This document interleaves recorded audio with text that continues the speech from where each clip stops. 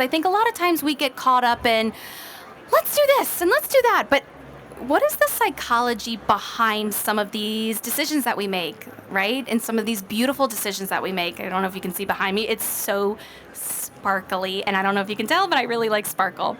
Okay, so we're going to start, actually, if everyone has not registered with the QR code, there is a Louis Vuitton Weekender bag up for winning right now. So please use the QR code. I believe it's at the center of the booth right here to register. You do have to be present to win, but it's an amazing giveaway. Oh my God, Euler is incredible.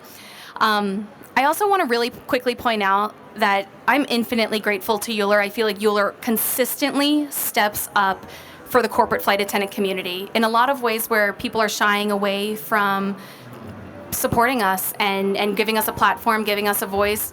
Euler consistently chooses to do things like this and to support us. And I just want everyone to give a big round of applause for Euler. And also video Valet for all the tech, okay? Eric Cohen in the back. Eric made this happen, this magic happen. So I just wanted to quickly give some gratitude where gratitude is due. Okay, let's get started. Okay, so I need everybody to close your eyes. And I'm going to keep mine open, so I'm going to know if you're not participating, okay? Close your eyes. You can keep yours open. You are 6 years old, and your parents just took you to Disney World, and you had a root toot tootin' scootin' good day. Your hands are sticky from a Mickey bar. There was fireworks, there was rides, and as Disney does, they put you into a souvenir shop before leaving, and your parents tell you, you get to pick one thing out. And you're like, oh, I don't want a t-shirt. No, I don't want a t-shirt. I don't want a stuffed Mickey, no. And you see that carousel of keychains with all the different names on it. That's perfect. I'm gonna put it on my backpack, and everybody's gonna know what a root toot tootin's good time I had at Disney World. All right, so you're scrolling the carousel of keychains. You see Amanda, you see Sarah, but then you see your name. Okay, so everybody open your eyes now. That feeling that you just had of seeing your name in the world, out in the wild, that's not a childish reaction. There's actually a real psychological effect to that, okay? And you all are going to be quizzed on this later, okay? So who is this guy? This is Yusuf Newton. He's a Belgian researcher, and in 1985, he discovered through research that we all have a little implicit egotism. Who knew? Humans can be selfish, right? So we all have a little implicit egotism. And what does that mean? It means we like seeing our name out in the world and reflected back at us, particularly the first letter of our name. Hence why it's called the name-letter effect. And this materializes in all kind of interesting ways. So, some fun facts for you to walk away from that are completely irrelevant to your job. That people named Dennis are statistically more likely to become dentists. People named Louis are more likely to live in St. Louis. Shout out anyone from St. Louis. Yes. And I don't know if you guys remember the Coca-Cola marketing campaign with the Share a Name Coke bottle. That was one of the most successful marketing campaigns that Coca-Cola has ever deployed. There is real studies to this, that the name-letter effect is a very real thing. But how does this actually play into our world? Okay, so I recently just saw this, and look, Kylie Jenner, she is a billionaire. She stays at the nicest places in the world. She's exposed to the nicest things in the world. But at Paris Fashion Week, she stayed at the Ritz, and they embroidered her name on the pillowcase. And look, she is someone who's seen the nicest things in the world, but she still took a picture and shared this.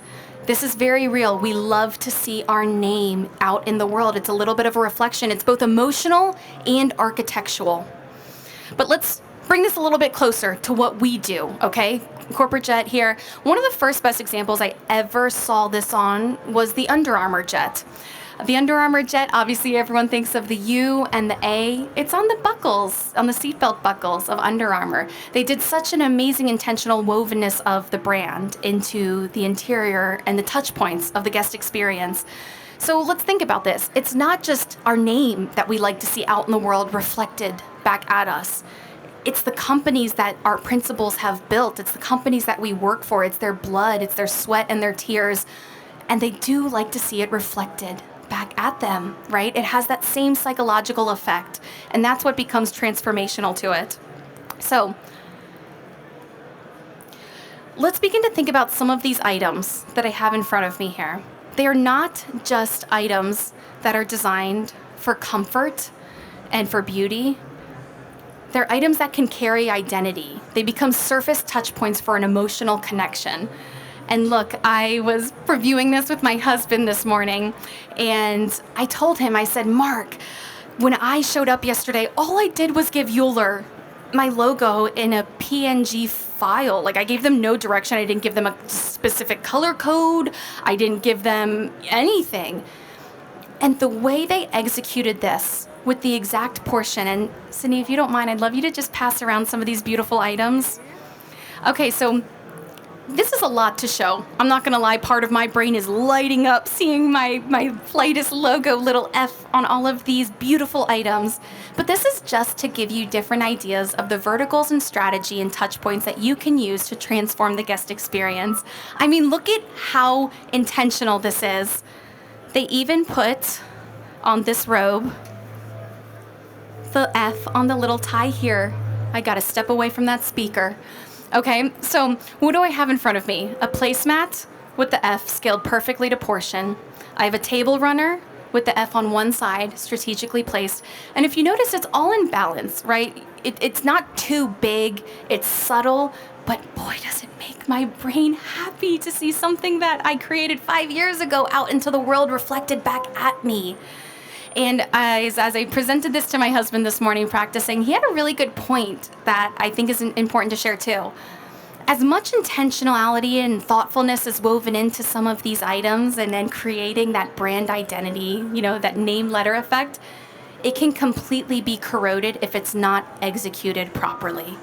If the embroidery, if the color's wrong, if the logo's wrong, it moves from intentional thoughtfulness and kind of disrespectful if it's done incorrectly, right? And so when I showed up with just the minimal direction of, here's my logo in a PNG file, and seeing how they deployed it on the pillowcases here, on the logo on the bottom, and see how this one is placed perfectly scaled in the bottom corner, but yet the boudoir pillow is scaled perfectly in the middle here. And I really encourage you all, after I'm done speaking, to come feel some of these things and just feel how beautiful and luxurious they really, really are. So, and the pajamas. Don't get me started on the pajamas. So, as I begin to, as we played that exercise in the beginning of this presentation, our principals and the people we work for, there's still a 6-year-old inside of them that's looking for a little bit of themselves reflected back at them in the world. And it's saying, you belong here, this is you, and this is your experience. Thank you so much for showing up, and I encourage you to come play, come look, come touch, come see, and just, it's unbelievably beautiful. And thank you all so much for coming, and I hope this was a new way to think about the different way we can deploy brand strategy and transform the guest experience. Thank you all so much.